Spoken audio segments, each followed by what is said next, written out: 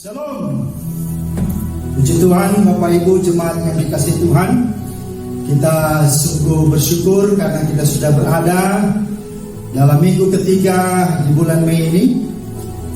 Dan kita tetap bersyukur walau di tengah situasi pandemi COVID-19 ini, kita tetap masih ada dalam pemeliharaan Tuhan. Amin. Dan itu juga merupakan doa kami sebagai gembala, pendeta, dan majelis, agar semua jemaat bisa hidup dalam berkat Tuhan, dalam kebaikan dan anugerah Tuhan. Secara khusus minggu ini kita akan beribadah kembali, kita memuji dan memuliakan nama Tuhan. Karena itu mari siapkanlah hatimu dan dirimu untuk masuk dalam ibadah dengan kita bersaat teduh sejenak. Amin. Mari jemaat Tuhan, kita memuji Tuhan, kita mengangkat pujian dari Kidung Keesaan 31 ayat 1 dan 2. Kami puji dengan riang, Engkau Allah yang besar.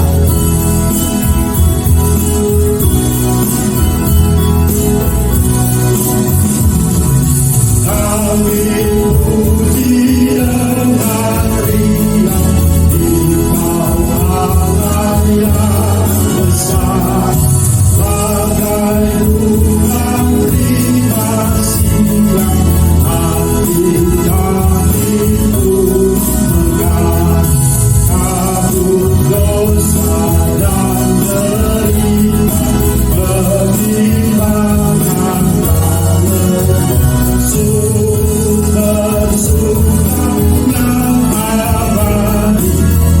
sumber yang abadi, kesinanmu ayat kedua, Kau memberikan mengampuni. Kau memberi, Kau mengampuni, Kau limpahkan rahmat-Mu, sumber air hidup riang, lautan kasih dan bersih, yang mau hidup dalam kasih, Kau jadikan hidup, agar kami menyayangi meneladani kasih-Mu. Jemaat yang dikasihi Tuhan, ketahuilah bahwa pertolongan kita dalam kebaktian raya minggu pagi hari ini jadi dalam nama Tuhan yang menjadikan langit dan bumi, yang memelihara kesetiaannya untuk selamanya, dan yang tidak pernah meninggalkan perbuatan tangannya. Karena itu kasih karunia dan damai sejahtera dari Allah Bapa kita, dari Tuhan Yesus Kristus, dan penghiburan Roh Kudus menyertai saudara sekalian. Haleluya.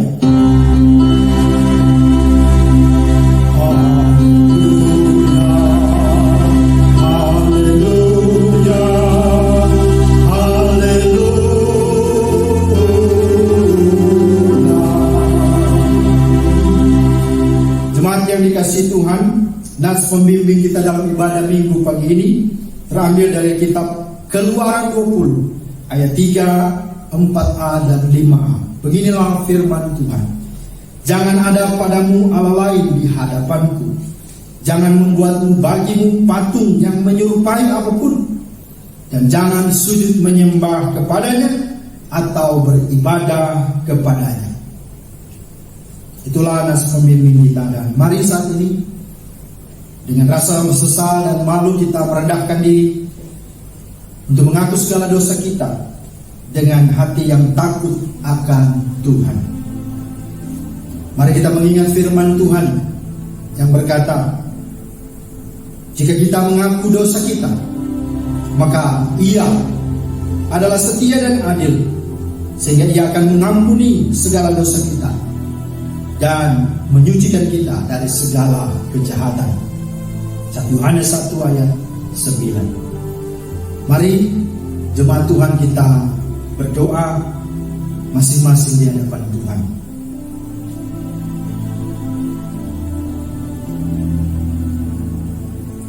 Bapa di surga, di dalam nama Tuhan Yesus kami datang kepadamu pagi hari ini.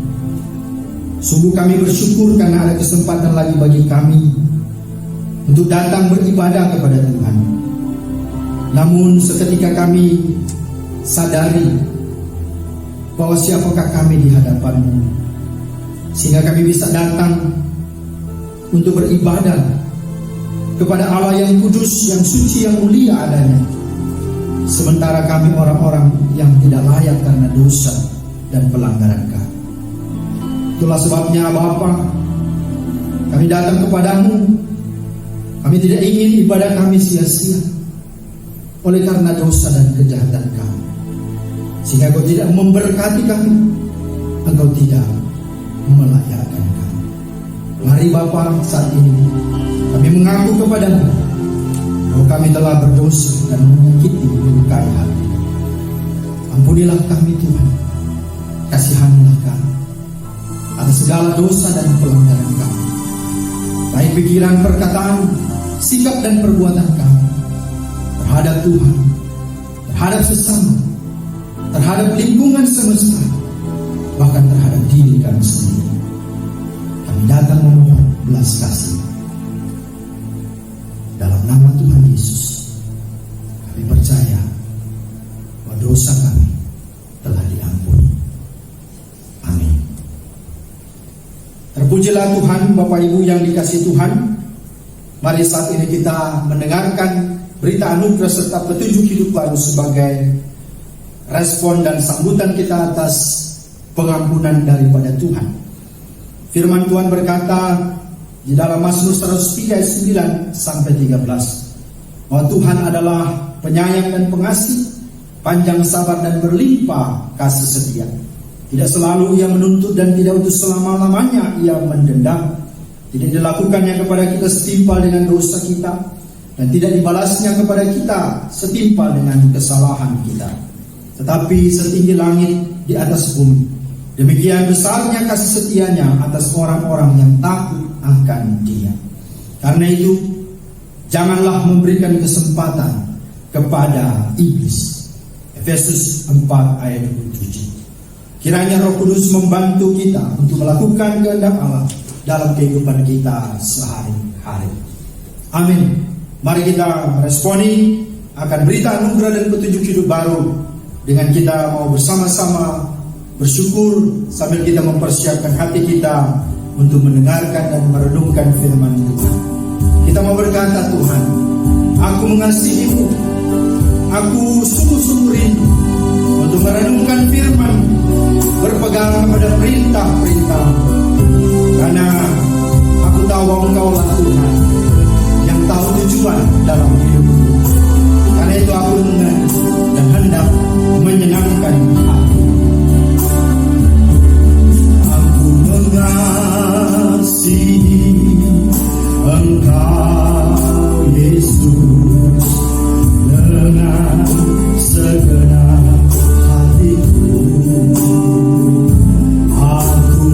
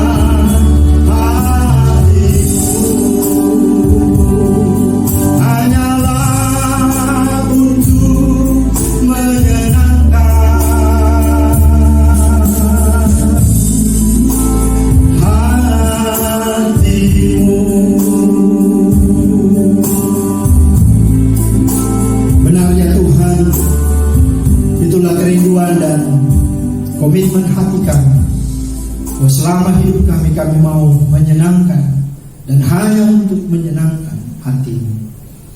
Karena itu Tuhan, kami rindu supaya kami menyenangkan hati-Mu dengan benar, dengan sungguh-sungguh berkenan hanya kepada-Mu. Dan itu hanya terjadi apabila kami merenungkan firman dan kami seturut sesuai dengan firman, sehingga apa yang kami rindukan untuk menyenangkan dan mengasihi itu boleh kiranya terwujud dalam hidup kami. Karena itu ya Tuhan, kami bersyukur kesempatan ini.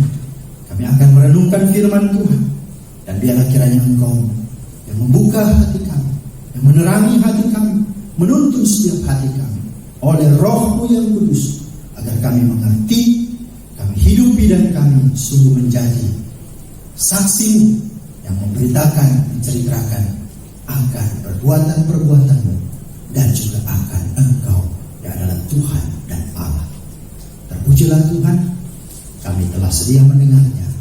Karena itu bersabdalah, dalam nama Tuhan Yesus kami berdoa. Semua yang percaya katakan amin. Ya, Bapak Ibu yang dikasihi Tuhan, terpuji Tuhan atas semua apa yang kita boleh alami dan rasakan pada saat minggu hari ini.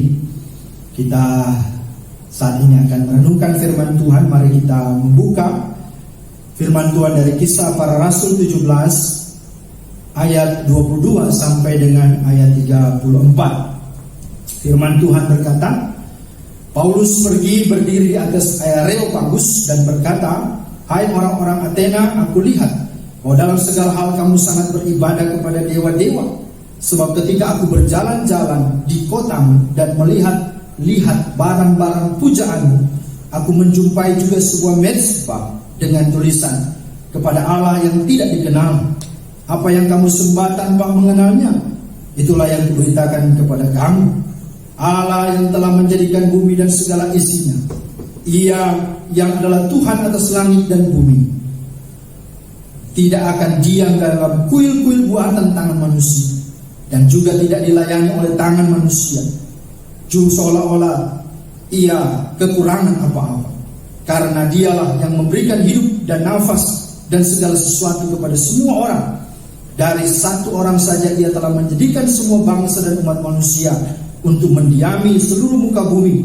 Dan Ia telah menentukan musim-musim bagi mereka dan batas-batas kediaman mereka, supaya mereka mencari Dia dan mudah-mudahan menjamah dan menemukan Dia, walaupun Ia tidak jauh dari kita masing-masing.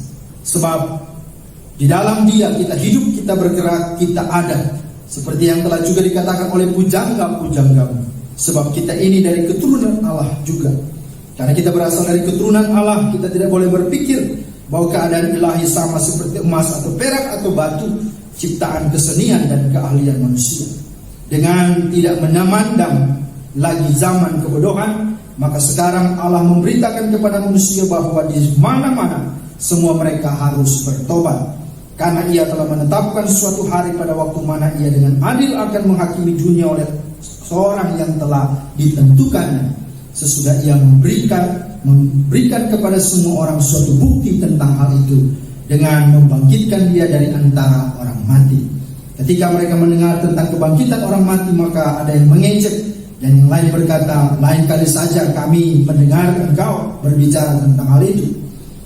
Lalu Paulus pergi meninggalkan mereka.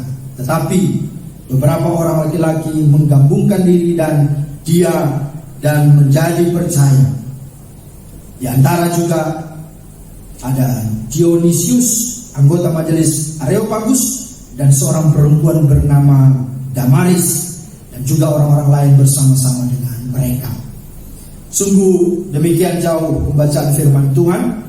Berbahagialah kita yang mendengar serta melakukannya dalam kehidupan kita tiap-tiap hari. Terpujilah nama Tuhan. Bapak Ibu yang dikasihi Tuhan, tema kita pada minggu pagi hari ini, memproklamasikan Allah yang hidup kepada segala bangsa. Ya, tema-tema kita beberapa minggu ini berkaitan atau saling menyambung, dan semuanya menyatakan, menjelaskan tentang siapa Allah dan juga apa yang harus kita perbuat di tengah-tengah dunia ini. Kita harus memberitakan, kita harus mewartakan, dan hari ini lagi sama bahasanya, memproklamasikan. Karena itu tema yang menarik ini kembali kita akan renungkan dengan 3 hal dengan mempertanyakan. Yang pertama, apa itu proklamasi atau memproklamasikan? Yang kedua, apa yang akan kita proklamasikan dan mengapa kita memproklamasikannya? Yang ketiga, proklamasi itu ditujukan kepada siapa dan tujuannya untuk apa? Nah, itulah tentunya menjadi acuan atau kerangka khotbah sehingga kita bisa memahaminya secara sistematis. Mari kita membahasnya satu demi satu. Apa itu proklamasi atau memproklamasikan? Nah, saudara, berdasarkan Kamus Bahasa Indonesia yang disebut dengan KBBI, Kamus Besar Bahasa Indonesia, proklamasi memiliki arti sebagai pemberitahuan secara resmi, legal kepada seluruh rakyat, atau bahasa lainnya pemakluman atau pengumuman, sehingga orang atau masyarakat, atau kalau dalam konteks gereja, jemaat dapat mengetahui secara pasti dan benar bahwa sesuatu yang disampaikan itu atau yang diberitakan itu akurat, benar, valid adanya, yang juga disertai dengan bukti-bukti kebenaran yang hakiki. Nah, itulah definisi atau arti dari proklamasi. Dan kalau memproklamasikan berarti dia mengumumkan, memaklumkan, memberitakan, menginformasikan. Nah, saudara-saudara, ini hal yang pertama. Nah, hal yang kedua, apa yang kita proklamasikan dan mengapa kita memproklamasikan? Nah, saudara, dalam firman Tuhan ini, kalau ditanya apa yang diproklamasikan berdasarkan firman Tuhan ini, adalah Allah yang hidup. Ya, Allah yang hidup yang diproklamasikan. Mengapa? Karena kalau bicara ada Allah yang hidup, ya, itu berarti ada juga Allah yang tidak hidup. Amin. Ya. Atau disebut dengan Allah mati, ya. Dan yang memproklamasikan Allah yang mati itu sangat banyak. Bukan hanya sangat banyak. Kalau bahasa politik sekarang disebut apa? Sudah terstruktur lagi kan? Bahkan masif. Wes, ya. Ini luar biasa. Artinya bahwa berita atau proklamasi tentang Allah yang tidak hidup itu, Allah mati itu begitu sungguh-sungguh antusias, sungguh-sungguh begitu populer, dan dikatakan tidak hanya sekarang, bahkan sudah ada seumur malam dengan langit dan bumi ini ada. Karena iblis juga sama-sama, ya, dia datang mengganggu manusia dan memberikan tawaran tentang penyembahan bukan lagi kepada Tuhan, tapi kepada dirinya. Itu berarti ya, usia menyembah ilah lain, ya, menyembah Allah yang mati itu justru sudah seumur usia dunia ini diciptakan dan bumi dan langit ini ada. Nah, saudara, ini yang harus disadari. Inilah yang dilihat dan disampaikan dengan tegas oleh Rasul Paulus, ya, walau dia harus disidang karena menegur tentang penyembahan dan peribadahan orang-orang Athena kepada Allah yang mati. Kalau kita bisa baca ayat 16 sampai ayat 21 di situ, dikatakan ketika ia berada di Athena, ya, di ayat 16, sementara Paulus menantikan mereka, itulah jemaat Tuhan di Athena, sangat sedihlah hatinya karena ia melihat bahwa kota itu penuh dengan patung-patung berhala. Karena itu di rumah ibadat ia bertukar pikiran. Artinya dia berapologetika, dia berargumen, ya, berdiskusi, bahkan bisa berdebat, ya. Dikatakan di sana dengan orang-orang Yahudi, tapi juga ada orang-orang yang takut akan Allah. Dia juga berargumen di pasar, ya, di tempat-tempat umum setiap hari dengan orang-orang yang dijumpainya di situ. Nah, saudara-saudara yang dikasihi Tuhan, itu yang Paulus lakukan dan temukan di Athena. Dan Paulus ketika ditangkap dan disidang di pengadilan, dia berdiri di tengah-tengah pengadilan di sidang Areopagus dan berkata, "Hai orang-orang Athena, aku melihat bahwa dalam segala hal kamu sangat beribadah kepada dewa-dewa. Sebab ketika aku berjalan-jalan di kotamu dan melihat barang-barang pujaanmu, aku menjumpai juga sebuah mesbah dengan tulisan kepada Allah yang tidak dikenal." Paulus langsung menyinggung mereka. "Apa yang kamu sembah jika kamu tidak mengenalnya?" Kalau bahasanya sehari-hari, ini Paulus lagi mengejek gitu ya, saling menyindir. Ya, apa yang mau disembah kalau engkau tidak kenal, engkau tidak tahu. Ya. Dan itulah yang disampaikan dengan berani oleh Paulus di ayat 22 sampai 23. Artinya Paulus kasih gambaran pemahaman kepada mereka. Yang pertama, kalau Allah yang kamu sembah itu hidup, tidak mungkin dia itu hanya diam-diam dalam kuil-kuil buatan manusia. Dan yang kedua, tidak mungkin juga kalau dia Allah yang hidup dilayani oleh tangan manusia. Maksudnya di sini artinya, ya karena patung berarti dia harus bersihkan, kan patung itu dia juga harus pindah-pindahkan. Masa Allah begitu kan? Kemudian dia mungkin diberikan wangi-wangian, ya. Memang Allah itu bau kan, dikasih wangi-wangian kan, gitu ya. Kemudian diberi sesajen, ya, memang patung bisa makan, gitu ya. Ya, dan seterusnya. Seolah-olah apa? Ia tidak berdaya dan kekurangan apa-apa. Itu disampaikan dalam ayat 24b dan 25a. Nah, saudara, kalau kita mendengar atau melihat kisah Paulus ini di Athena, sama kita memahami atau mengetahui kisah tentang Nabi Elia yang melawan dan membunuh 4.000 nabi Baal. Nah, itu luar biasa kan? Untuk memperlihatkan bagaimana yang sesungguhnya Allah itu, yang benar itu siapa. Maka Elia membawa mereka di satu tempat untuk menunjukkan, kalau engkau punya Allah yang hidup, silakan. Ini ada mesbah, ini ada korban. Kalau betul-betul Allahmu hidup, panggillah Allahmu. Dan kalau mesbah atau korban ini terbakar, maka itulah Allah yang hidup. Bahasanya begitu kira-kira. Nah, apa yang terjadi? Mereka memanggil Allah, mereka menyanyi, meloncat-loncat, gak terbakar-bakar korban itu. Nah, Elia juga mengejek, menyindir. Oh, mungkin Allahnya mungkin lagi tidur. Ya, coba panggil lagi, bangunkan lagi, teriak-teriak lagi. Oh, mungkin dia lagi jalan-jalan kali, gak dengar. Ya, seterusnya. Sampai mereka apa? Menoreh-noreh diri, mengiris-iris badannya sampai terluka-luka. Tidak juga korban itu dilalap oleh api. Enggak terjadi. Apa yang terjadi? Elia tampil, tidak berteriak-teriak, tidak melompat-lompat, tidak menoreh, mengiris-iris diri. Dia hanya memanggil Allah yang hidup itu, Yahweh. Dan akhirnya apa? Korban itu dilalap oleh api. Dan itulah yang menyatakan Allah yang hidup. Nah, saudara-saudara yang dikasihi Tuhan Yesus Kristus, karena itu dengan melihat kepercayaan seperti inilah, Paulus sebagai orang yang percaya, sebagai rasul yang diutus Tuhan, dia dengan berani memproklamasikan di depan orang banyak di Athena tentang siapa sesungguhnya Allah yang hidup itu.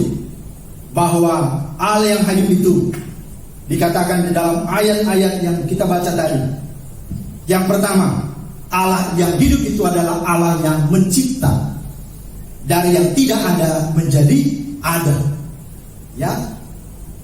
Dari yang rusak atau dari yang tidak teratur menjadi teratur. Ya. Bahasa Ibraninya apa? Ex nihilo kan begitu ya. Atau bahasanya Ibrani dikatakan tohu bohu, ya, kayak bahasa ini, kayak bahasa Nias. Ya. Allah yang mencipta, itulah Allah yang hidup. Di dalam firman Tuhan dia sampaikan ayat 24-25, Paulus katakan, Allah yang telah menjadikan bumi dan segala isinya. Ia yang adalah Tuhan atas langit dan bumi. Ia tidak berdiam dalam kuil-kuil buatan tangan manusia. Dialah yang memberikan hidup dan nafas dan segala sesuatu kepada semua orang. Itulah Allah yang hidup. Jadi bicara Allah yang hidup itu Allah yang mencipta. Dia juga yang memberi nafas hidup kepada manusia. Kemudian yang kedua, Allah yang hidup itu adalah Allah yang memelihara. Tidak hanya mencipta terus dia tinggalkan, tidak, tapi dia memelihara, dia bertanggung jawab kepada ciptaannya. Dalam ayat 26 berkata, dari satu orang saja ia telah menjadikan semua bangsa dan umat manusia untuk mendiami seluruh bumi, dan ia telah menentukan musim-musim bagi mereka dan batas-batas kediaman mereka. Artinya manusia sebagai mahkota ciptaan Tuhan dihadirkan supaya mereka bisa menikmati, mereka bisa merasakan segala ciptaan itu, dan mereka juga mampu mengelola, mengusahakan yang terbaik di tengah-tengah semesta ini sebagai wakil atau representatif Allah di tengah dunia ini. Yang ketiga, Allah yang hidup itu yang Paulus jelaskan adalah Allah yang membela, menyelamatkan manusia atau ciptaannya ketika mereka jatuh dalam dosa. Kalau kita memperhatikan firman Tuhan dalam ayat yang ke-18 bagian terakhir dikatakan oleh orang-orang Athena, dikatakan apa? Sebab ia memberitakan Injil dan tentang Yesus dan tentang kebangkitannya. Itu kan berarti Paulus menjelaskan Allah yang hidup itu adalah Allah yang bertanggung jawab, membela dan menyelamatkan. Kalau kita memperhatikan di sana, ya, bahwa dialah yang diutus Bapa, tidak diutus Allah untuk menyelamatkan manusia yang berdosa. Kita tahu dan kita sungguh mengenal ayat itu dalam Yohanes 3:16. Karena begitu besar kasih Allah kan dunia ini, sehingga mengaruniakan anaknya yang tunggal, supaya setiap orang yang percaya kepadanya tidak binasa, melainkan beroleh hidup yang kekal. Nah saudara, apalagi Allah yang hidup itu, kata Paulus, dijelaskan oleh Paulus bahwa Allah yang hidup itu adalah Allah yang menghendaki umatnya mengenal Dia dan hidup bebas, hidup merdeka, hidup dengan penuh sejahtera dan bahagia bersama dengan Allah, bersama dengan Dia. Dalam ayat 26 firman Tuhan berkata, supaya mereka mencari Dia dan mudah-mudahan menjamah dan menemukan Dia, walaupun Dia tidak jauh dari kita masing-masing. Sebab di dalam Dia kita hidup, kita bergerak, dan kita ada. Nah, itu ya. Kalau bicara tentang hal ini dikatakan ya bahwa di dalam Dia kita merdeka, di dalam Dia kita sungguh-sungguh bahagia. Ya, kalau kita di luar Dia, dalam Yohanes 15 ayat 5 dikatakan, di luar aku, kata Yesus, kamu tidak dapat berbuat apa-apa. Berbuat apa-apa aja ya nggak bisa, apalagi memperoleh, ya, apalagi merasa memiliki, nggak akan bisa. Itu sebabnya ini yang dijelaskan oleh Paulus, Allah yang hidup itu dialah Allah yang sungguh-sungguh mau bersama dengan kita, dan kita sungguh-sungguh menikmatinya. Yang kelima dikatakan, Allah yang hidup itu adalah Allah yang akan meminta pertanggungjawaban kita sebagai manusia yang sudah diberikan ke segala hal atau segala sesuatu di dunia ini, dan juga yang olehnya juga akan meminta pertanggungjawaban dan menghakimi berdasarkan perbuatan-perbuatan manusia. Firman Tuhan berkata dalam ayat 31, karena Ia telah menetapkan suatu hari pada waktu mana Ia dengan adil akan menghakimi dunia oleh seorang yang telah ditentukannya, sesudah Ia memberikan kepada semua orang suatu bukti tentang hal itu dengan membangkitkan Dia dari antara orang mati. Ini artinya bahwa Dialah Allah yang kita kenal sebagai Yesus Kristus yang sudah bangkit itu. Dia akan menghakimi ya setiap orang, baik yang hidup dan yang mati. Itu ada dalam pengakuan iman rasuli kita, ya kan? Aku percaya kepada Allah, percaya pada Yesus Kristus anak yang tunggal, Tuhan kita. Bahkan Dia yang mati bangkit, dan Dia akan menghakimi orang yang hidup dan yang mati. Nah, saudara-saudara, ini rentetan atau sesuatu yang diuraikan oleh Paulus berkaitan dengan Allah yang hidup itu. Kalau ditanya apa yang diproklamasikan, itulah Allah yang hidup. Itu yang dikatakan oleh Paulus.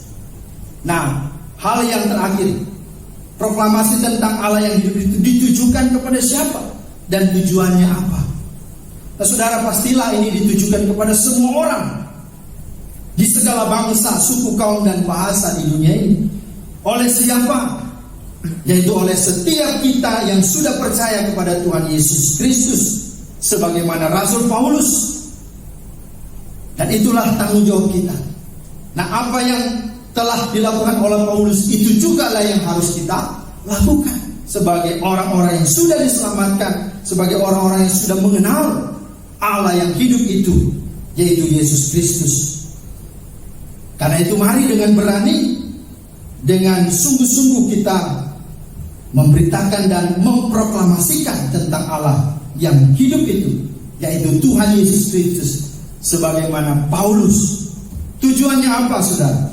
Supaya manusia di dunia ini jangan tertipu dengan hal-hal yang berbau rohani. Mereka membungkus segala sesuatu yang rohani, tapi di dalamnya tahayul, gitu ya, bodoh, menyesatkan, bahkan sampai membinasakan. Ya, nah memang begitulah kalau iblis begitu ya, dia tidak akan pernah menawarkan hal-hal yang mengerikan awal-awalnya kan, memberatkan semuanya dengan apa? Mudah, dengan enak, dengan gratis, ya begitu ya. Tapi ujung-ujungnya itu tadi, minta tumbang. Ibarat ilustrasi naik mobil gratis gitu ya, turun bayar kan begitu. Jadi tidak ada yang gratis sebenarnya.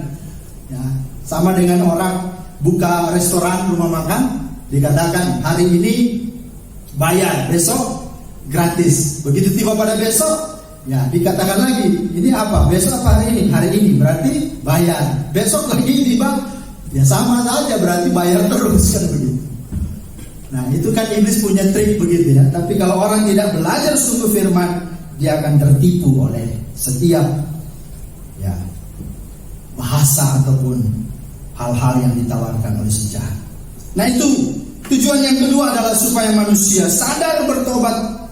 Ya, kalau kita baca di dalam tujuan yang pertama di sana di ayat 29, firman Tuhan berkata, karena kita ini berasal dari keturunan Allah, kita tidak boleh berpikir bahwa keadaan ilahi itu sama seperti emas atau perak atau batu, ciptaan kesenian dan keahlian manusia. Jadi artinya Paulus mau katakan, kalau kita ini adalah ciptaan Allah, perkara-perkara ilahi, jangan kita samakan dengan apa? Emas gitu ya, perak yang dibuat oleh manusia dengan bentuk patung dari situ atau bentuk manusia, terus kita sembah-sembah. Jangan samakan seperti itu. Itu hanya sebuah karya seni, harusnya dipandang begitu. Tapi kalau kita sudah puja, kita sudah sembah, kita sudah menjadikan dia idola atau sesuatu yang mengkultuskan, maka itulah yang membuat kita bodoh. Itu yang dikatakan oleh Paulus. Nah, tujuan yang kedua adalah supaya manusia sadar bertobat dan diselamatkan. Firman Allah berkata, dengan tidak memandang lagi zaman kebodohan, maka sekarang Allah memberitakan kepada manusia bahwa di mana-mana semua mereka, yaitu manusia, harus bertobat. Ayat 30. Artinya tujuannya supaya manusia sadar dan akhirnya bertobat, dan pada akhirnya manusia diselamatkan. Itulah tujuan Tuhan, supaya kita memproklamasikan Allah yang hidup itu kepada segala bangsa, supaya manusia diselamatkan. Dan itulah kehendak hati Tuhan. Dia tidak mau semua orang binasa, tapi dia mau ya diselamatkan. Dan tujuan terakhir adalah nama Tuhan dipuji, ada akhirnya nama Tuhan ditinggikan, pada akhirnya nama Tuhan dimuliakan. Roma 11 ayat 36. Sebab segala sesuatu adalah dari Dia, oleh Dia, dan untuk Dia. Bagi Dialah kemuliaan sampai selama-lamanya. Karena itu mari sebagai kesimpulan dan aplikasi, mari kita sebagai orang-orang percaya, kalau Paulus bisa, kita juga bisa. Kenapa? Karena kita diberikan roh yang sama, kuasa yang sama. Hanya bedanya dia rasul, tapi kita juga adalah jemaat Allah yang sama.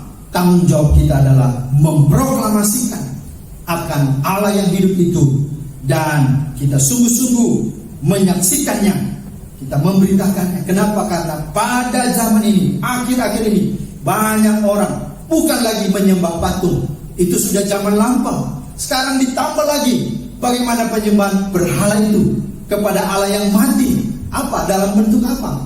Digital misalnya. Memang itu sesuatu yang baik karena penemuan pengetahuan yang Tuhan cipta. Tapi pada akhirnya manusia lebih memberhalakan hal-hal yang diciptakan manusia, digital, termasuk handphone. Orang bisa jadi penyembahan tersendiri lagi. Ya, sekarang sudah berbeda. Kalau kita lihat bagaimana penyembahan berhala itu akan dilihat dari perilaku. Kalau ada jemaat misalnya ke gereja kelupaan Alkitab, dia nggak akan balik itu. Dia akan ke gereja aja. Karena apa? Di gereja pasti ada Alkitab ketinggalan, bisa nanti pinjam. Kalau nggak kepada Rius ya kepada Dewi kan. Tapi kalau handphone yang ketinggalan, sudah mau dekat gereja, suruh balik itu. Papa balik. Kalau dari motor, kalau dia naik mobil, mungkin ojek atau apapun yang dia suruh untuk balik, ambil. Nah, saudara-saudara, ini yang terjadi. Kalau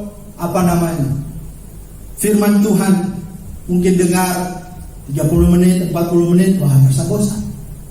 Tapi kalau bertelepon sampai berjam-jam pun nggak bosan, gitu ya. Itu kan sudah penyimpangan itu kan. Nah kemudian apa lagi? Ya, hal-hal yang lain, misalnya kalau kita memberi persembahan, ya kalau cuma 20.000, 50.000 merasa nih kan begitu ya. Waduh susah mengeluarkannya.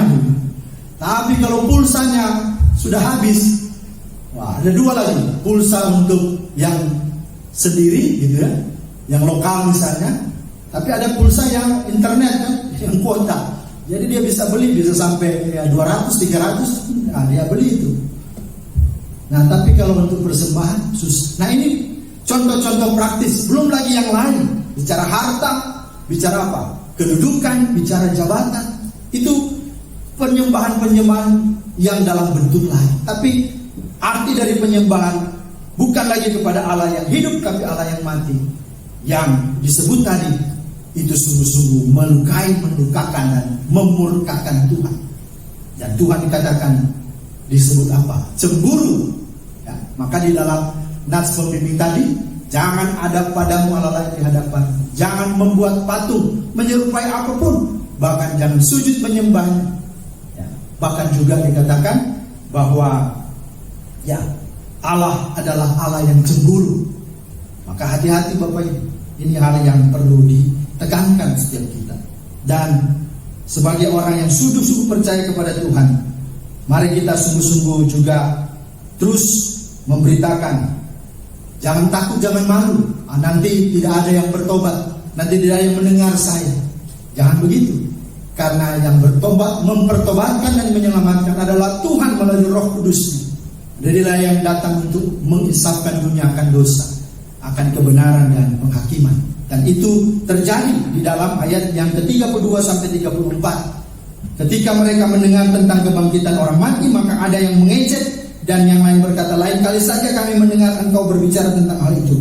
Lalu Paulus pergi meninggalkan mereka. Tetapi beberapa orang laki-laki menggabungkan diri dengan dia dan menjadi percaya. Beberapa orang, di antaranya apa?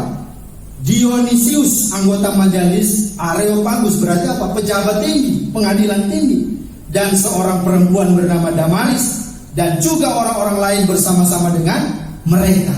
Artinya apa? Jangan takut, Tuhanlah yang mempertobatkan dan menyelamatkan orang. Dan itu tidak perlu kita tahu, karena di ayat 33 ketika Tuhan mempertobatkan dan menyelamatkan, ayat 33 itu apa? Paulus sudah pergi. Kan Paulus merasa dia ditolak kan? Padahal apa? Tidak sia-sia yang kita beritakan. Amin. Tidak sia-sia yang kita proklamasikan. Karena Tuhanlah yang bisa membawa setiap orang untuk percaya kepadanya. Asalkan kita sudah menabur, kita sudah memberitakan. Mari kita tetap bersyukur atas hidup yang Tuhan beri. Dengan apa? Dengan mari bertanggung jawab. Hidup ini kita pakai untuk memuliakan Tuhan. Bagaimana memuliakan Tuhan? Proklamasikanlah, beritakanlah Allah yang hidup itu di dalam Yesus Kristus dalam hidup kita kepada siapa? Keluarga, suami, istri, anak, orang tua. Pastikan mereka sungguh-sungguh telah dimerdekakan oleh Kristus. Kemudian sahabat, teman, maupun lingkungan dan orang-orang yang lain. Kiranya Tuhan memeteraikan firman-Nya dan memberkati kita semua untuk kita tetap giat semangat di tengah COVID-19 ini. Kita terus memproklamasikan Yesus Kristus yang adalah Allah yang hidup itu kepada segala bangsa. Amin. Tuhan Yesus memberkati.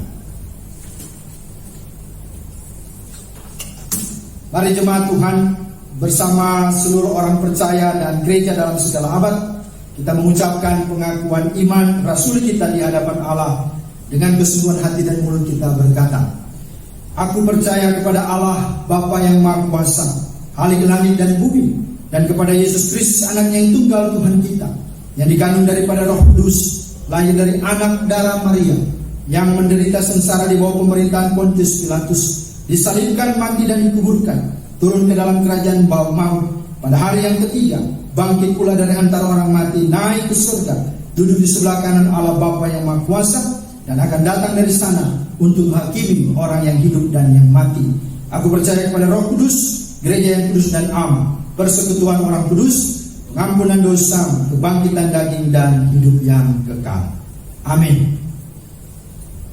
Mari jemaat Tuhan yang dikasihi Tuhan, kita akan memberikan persembahan syukur kita yang terbaik bagi Tuhan. Mari kita mengangkat pujian NKB 9199 ayat 1 dan 3. Sudahkah yang terbaik ku berikan kepada Tuhan?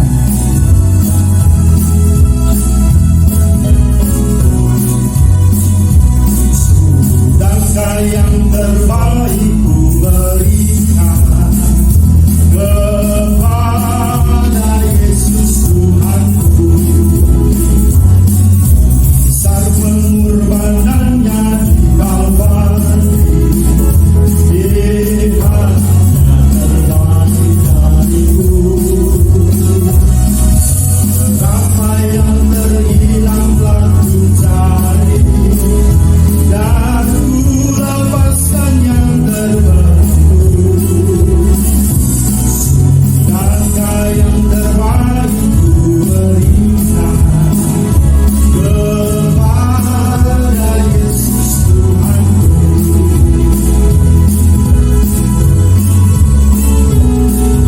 Mari kita nyanyikan bait yang ketiga. Lalu perhatikan sesama, atau ku biarkan tenang, baru menghantarnya pada Kristus, dan kasih harus sebar. Berapa yang terhilang telah ku cari, dan ku lepaskan yang terbelenggu. Sudahkah yang terbaik ku berikan kepada Yesus Tuhanku? Baik Bapak Ibu yang dikasihi Tuhan, mari kita mendoakan persembahan dan juga syafaat dan diakhiri dengan doa Bapa kami. Mari kita berdoa. Bapa di surga, kami bersyukur akan firman Tuhan yang sudah kami dengar. Meteraikanlah itu di hati kami dan mampukan kami Roh Kudus, agar kami mampu memproklamasikan akan Allah yang hidup di dalam Yesus Kristus kepada semua orang dimanapun kami berada, sehingga nama-Mu dimuliakan, ditinggikan, dan banyak orang diselamatkan oleh-Mu. Tuhan, kami bersyukur juga pada kesempatan dalam ibadah ini kami boleh mengembalikan akan berkat Tuhan melalui persembahan syukur. Kami sadari bahwa apa yang kami beri tidak sebanding dengan apa yang kami telah terima daripada Tuhan. Tapi Tuhan, terimalah, dan kami memberinya dengan penuh syukur dan sukacita. Dan Tuhan berkenan memberkati, sehingga persembahan ini boleh memberkati banyak orang. Pekerjaan Tuhan diperluas dan dibesarkan dan disebarkan. Terima kasih Tuhan. Saat ini juga kami doakan supaya Tuhan berkati pemerintah, Presiden, Wakil Presiden, Kabinet Indonesia Maju bersama semua lembaga-lembaga tinggi negara, baik dari pusat dan pun dari daerah bahkan sampai RT RW. Tuhan tolong supaya mereka sungguh-sungguh diberi hikmat bijaksana dalam mengelola bangsa ini secara khusus menghadapi COVID-19 yang masih terus diupayakan untuk sungguh-sungguh boleh berhenti dari segala penyebaran. Mari Tuhan anugerahkan hikmat kemampuan, dan mari berikan mereka juga kesehatian untuk berkoordinasi dengan baik, sehingga semua penanganan atau pengelolaan dari segenap apapun upaya untuk memberhentikan dan menolong semua orang supaya tidak mengalami akan virus corona ini, biarlah itu boleh berjalan dengan baik, sehingga biarlah Indonesia pada akhirnya boleh bebas dari virus corona ini. Tuhan kasihanilah dan Tuhan tolonglah, khususnya mereka yang sedang dirawat. Tuhan beri kekuatan, kemampuan untuk terus bertahan dan akhirnya bisa melewati masa kritis yang ada, dan mereka boleh sembuh dari segala sakitnya. Bahkan mungkin ada yang sudah Tuhan panggil dan mereka meninggalkan keluarga yang ada. Tuhan beri kekuatan penghiburan supaya mereka boleh ikhlaskan dan mereka serahkan itu kepada Tuhan. Kami percaya Tuhan sang penghibur yang akan menghibur, menguatkan keluarga-keluarga yang ditinggalkan oleh orang-orang yang mereka kasih. Tuhan Yesus, kami juga berdoa menyerahkan setiap dokter yang menangani, Tuhan beri kemampuan dan kesehatan dan perlindungan supaya mereka juga bisa menolong, merawat, melayani dan membantu setiap pasien dengan baik dan bertanggung jawab. Begitu juga doa kami untuk keluarga-keluarga yang ditinggalkan, supaya mereka juga tetap sabar dan juga tetap ada dalam perlindungan Tuhan. Terima kasih Tuhan. Kami doakan untuk pekerjaan misi dalam negeri, luar negeri, Tuhan berkati. Doakan untuk pendeta acara sekeluarga, biarlah Tuhan terus memakai hamba-Mu bersama tim yang ada di sana, supaya biarlah Injil-Mu diberitakan, disebarkan di berbagai-bagai tempat di Kamboja, dan banyak orang Kamboja dimenangkan bagi kemuliaan Tuhan, dan Engkau ditinggikan, diagungkan. Berkati ya Tuhan, dan Tuhan buat mereka berhasil di dalam Tuhan. Terima kasih. Kami doakan juga untuk gereja-Mu, pelayanan, pekerjaan Tuhan yang terus kami lakukan meskipun di tengah pandemi corona ini. Biarlah kami tetap semangat dan terus berjuang untuk bagaimana membangun iman dan kasih pengharapan dari jemaat Tuhan.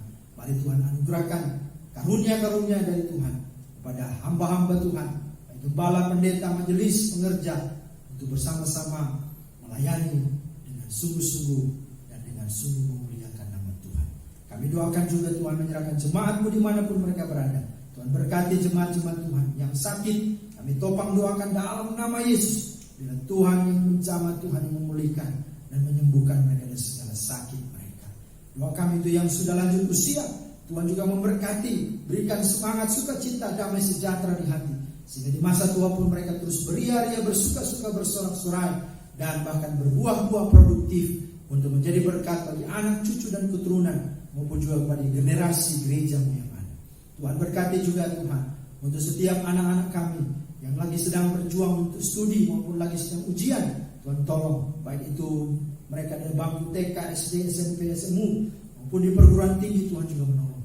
Bahkan yang sudah bekerja, Tuhan berkati mereka supaya bekerja dengan baik, sungguh-sungguh dan takut Tuhan, dan mereka boleh sungguh berhasil di dalam hidup dan pekerjaan serta masa depan mereka. Terima kasih Tuhan. Kami topang juga doakan menyerahkan ibu-ibu yang hamil, berkati Ibu Juli yang Gultom, supaya ibu ini boleh sungguh semakin sehat dan kuat dalam mengandung anak kekasih yang ada. Tuhan karuniakan sukacita dan sejahtera, sehingga anak dalam kandungan pun ada dalam berkat Tuhan, pemeliharaan Tuhan, dan pada waktu Tuhan boleh lahir dengan selamat, dengan berkat dan anugerah Tuhan. Kami juga berdoa menyerahkan Tuhan untuk anak-anak kami yang berkebutuhan khusus, berkati Benyamin Tanjung, Daniel Gunawan, dan anak-anak SLB Kriakon, supaya mereka juga terus ada dalam pemeliharaan-Mu. Bahkan di tengah pandemi corona ini mereka tetap terlindungi, dijaga, dan diberkati Tuhan. Bahkan Tuhan pakai mereka juga untuk terus berdaya, menjadi berkat, menjadi kesaksian dalam segala apapun karya yang Tuhan akan nyatakan melalui anak-anak-Mu ini. Terima kasih Tuhan. Kami juga berdoa menyerahkan ke dalam tangan Tuhan untuk semua hamba-hambamu, bahkan anak-anakmu yang sedang merayakan hari ulang tahun sepanjang minggu yang sudah dilewati. Dengan bertambahnya usia, mereka juga bertambah mencintai, mengasihi, mengenal, memuliakan, bahkan melayani Tuhan selama hidup mereka. Dan apapun yang mereka buat, baik studi mereka maupun pekerjaan mereka, Tuhan yang akan membuatnya berhasil. Terpujilah namamu Bapa, segala kemuliaan, hormat, syukur hanya bagimu. Semua yang kami sampaikan ini kami bawa dalam tangan Tuhan dengan iman bahwa Tuhan Engkau mendengar dan Engkau pasti menjawabnya. Dan biarlah semuanya menurut waktu kehendak-Mu, bukan kehendak kami. Amin. Akhiri doa syafaat ini dengan doa yang Kau ajarkan kepada murid-murid-Mu yang akan kami ucapkan bersama-sama. Bapa kami yang di sorga, dikuduskanlah namamu, datanglah kerajaan-Mu, jadilah kehendak-Mu di bumi seperti di sorga. Berikanlah kami pada hari ini makanan kami yang secukupnya. Ampunilah kami akan kesalahan kami, seperti kami juga mau mengampuni orang yang bersalah pada kami. Jangan bawa kami ke dalam pencobaan, tapi lepaskanlah kami daripada yang jahat. Karena Engkau yang punya kerajaan dan kuasa dan kemuliaan sampai selama-lamanya. Amin. Puji nama Tuhan. Bapak Ibu yang dikasihi Tuhan, kita sudah di ujung ibadah atau di akhir ibadah kita. Mari kita akan sungguh-sungguh menerima pengutusan dan berkat Tuhan. Kita bangkit berdiri, kita angkat pujian, berkumandang suara dari seberang.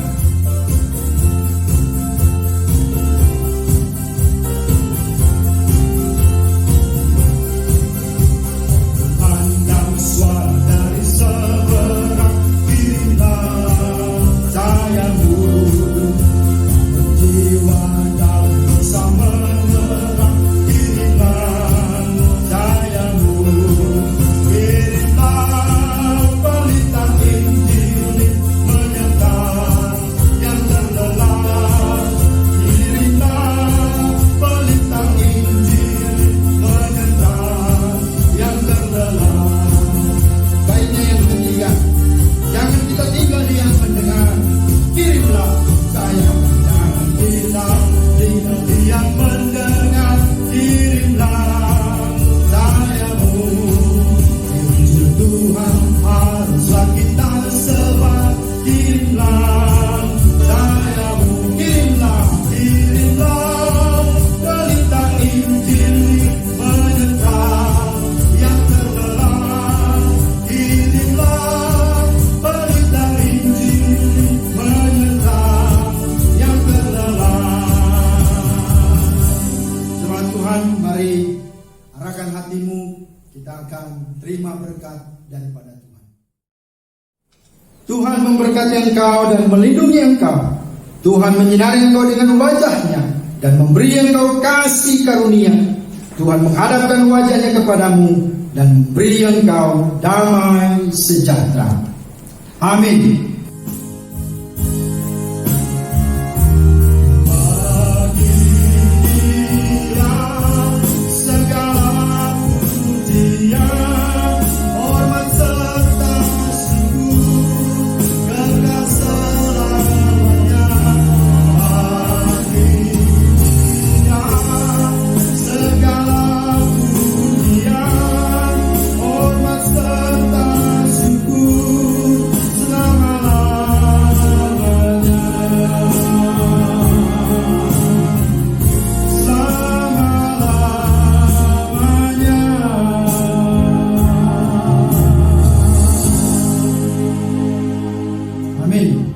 Ibadah kita telah selesai. Mari jemaat kita bersyukur dengan bersatu teduh sejenak. Shalom, Tuhan Yesus memberkati. Selamat hari Minggu untuk kita semua. Amin.